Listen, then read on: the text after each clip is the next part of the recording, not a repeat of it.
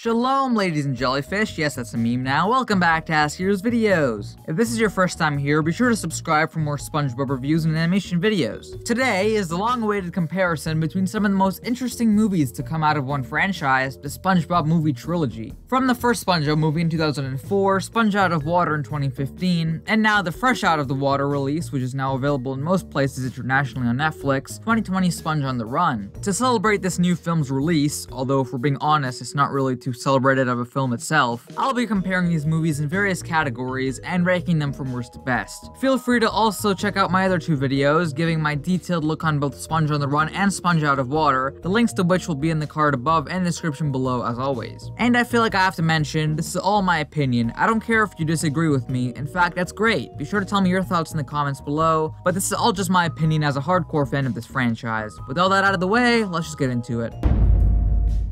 There's no argument the story is a big part of these films. The first one keeps it simple with the classic SpongeBob and Patrick plot of them going to find Neptune's crown, which is in Shell City. Along the way, they meet various enemies, have a few laughs, and even a few cries. The story in this one is so simple, but it's so incredibly powerful and builds on these two characters so much. While it does abandon all the secondary characters for the most part, the friendship of SpongeBob and Patrick was really solidified here, and the 90-minute runtime really slows things down enough for us to really connect with these two. Sponge Out of Water takes the more complicated road, bringing in all the other main characters on a fun trip, starting in the 2D world underwater, with SpongeBob and Plankton learning to work as a team, then in the CG world, with the characters trying to get the secret formula from Burger Beard. The story did drag out slightly in some scenes, or rush in others, but as I said in my full review of Sponge Out of Water, the plot is very solid and well done for an animated feature. Sponge on the Run takes a bit of a cheaper route, and sort of copies the first one in terms of SpongeBob and Patrick's road trip. Honestly, it didn't really serve to do much, since unlike after Season 3, we know a lot more about their friendship, so there isn't really much to add at this point in this show. The plot itself entails Gary getting kidnapped, or snail-napped as they put it, which motivates SpongeBob and Patrick to go to Atlantic City to go look for him. The plot is also very slow-paced and drags on for way too long. Along the way, they meet Keanu Reeves as a tumbleweed, Snoop Dogg as himself?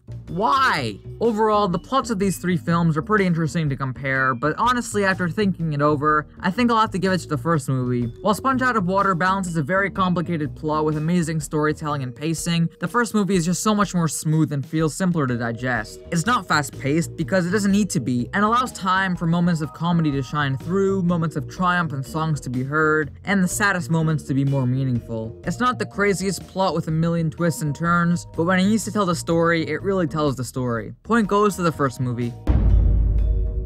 In terms of characters, these films couldn't be more different. The first one, as I said, focuses heavily on SpongeBob and Patrick and really no one else. It does a great job on those two, but completely forgets about the pile of gold that's hiding within those incredible secondary characters. The second one has a lot more variety, incorporating SpongeBob, Patrick, Plankton, Mr. Krabs, Sandy, and Squidward, as well as a lot more other characters, including new appearances like Bubbles or Burger Beard. This film feels more diverse and uses all of the free real estate on these amazing characters to the fullest potential. Now, that doesn't mean that each character is as well done as, say, Plankton, but each character gets their time to shine and feels well used, unlike, say, something like the Furious 5 and Kung Fu Panda. Sponge on the Run kind of takes us back again, making the plot primarily about SpongeBob and Patrick, while also introducing new characters like Sage, the Gambler, and King Neptune, King Poseidon. Yeah, not a big fan of this very familiar presence that somehow fails to capture what it's ripping off in the first place. Some scenes like the Camp Coral thing were interesting for establishing some characters, but not much more than that. Point for this one has to go to Sponge Out of Water for me, but the first one was a close second for sure. Sponge Out of Water just does such a great job incorporating all of its characters, especially in the CG bits, and I think the superhero gimmick was a great way to have each character stand out and have their own little scene of them kicking butt. And for what it's worth, the superhero ideas like Sour Note or Sir Pinch-A-Lot were very clever and showed new reviewers some insight to these characters and their personalities. Point goes to Sponge Out of Water.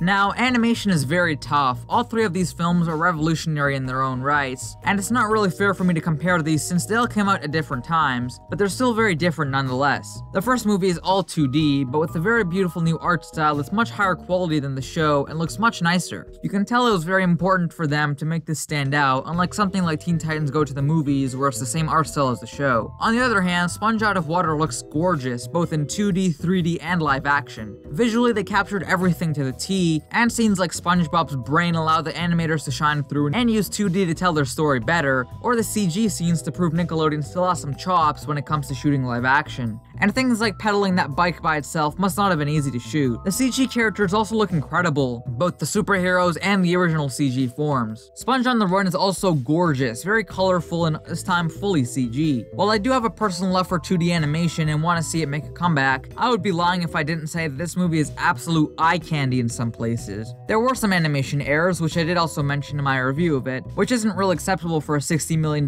production, but just for the memes and to at least give the third movie a point, I'll give the point for animation to Sponge on the Run. It's really gorgeous in some places and the CG is very colorful and soft looking. The aesthetic for character designs is also amazing. Point goes to Sponge on the Run. So if you've been keeping track, the points are 1 to 1 to 1. So whichever film wins the next category is officially the best SpongeBob movie, in my opinion. Let's get into it. This one is the hardest, but probably the most important in terms of a SpongeBob animated movie. Which film was the funniest? They all have their moments, but which one was simply funnier, had the most jokes, or was the most lighthearted and fun? The first film has a lot of subtle jokes, in the classic SpongeBob style, which I really love. It offers comedy with Patrick jumping off of SpongeBob, and has a lot of funny scenes throughout. Meanwhile, it also balances a lot of heart-wrenching moments, like the scene at Shell City, which in my eyes emphasizes the funny scenes even more. The second film also has a lot of funny jokes, this time with probably my favorite character excluding Squidward, Plankton, who gets his most screen time in this movie. Burger Beard and his birds, as well as Bubbles, also offer some funny scenes, as well as my favorite scene, the SpongeBob laughing torture scene, which was executed extremely well in terms of annoying the characters more than the audience is annoyed by SpongeBob, which a lot of season 6 to 8 episodes failed to do. Sponge on the Run also has a few jokes, but a lot of them flop in my eyes, like their pathetic attempts with Poseidon or Sage, as well as the super cringy Snoop Dogg scenes that were really there for no reason whatsoever. However, while comedy is very subjective, I think many of you, including many on my Discord server, would agree with me on this. Sponge on the Run really wasn't a funny movie. Predominantly, I think the real fight here is between the first and second films, but I think in the end, I have to give the point to the first film, which makes it the absolute best SpongeBob movie in the franchise. If I had to rank them, here's my list. At last place is Sponge on the Run with a 6 out of 10, second place is Sponge Out of Water with an 8.5 out of 10, and in first place is the SpongeBob Movie with a 9 out of 10. I know I may have switched one or two opinions from my 2 solo reviews, but opinions do change, and this is what I'm sticking to for now. I used to think Sponge Out of Water was the best, but after a rewatch of all 3 films, this is my choice for now. But again, this is all my opinion, so please feel free to share your ranking and thoughts on the film in the comments down below, like the video and share it to support the channel, subscribe with all notifications to never miss a future video, and check out my other 2 SpongeBob movie videos, as well as my whole SpongeBob playlist with almost 100 SpongeBob videos to choose from if you want more content like this. Follow me on Twitter at Mr. A.S.K to hear my thoughts on everything in the universe, and to discuss these movies and many other things, join the Discord server with the link down below. Thank you so much for watching, and I'll see you beautiful ladies and jellyfish next time. Ciao!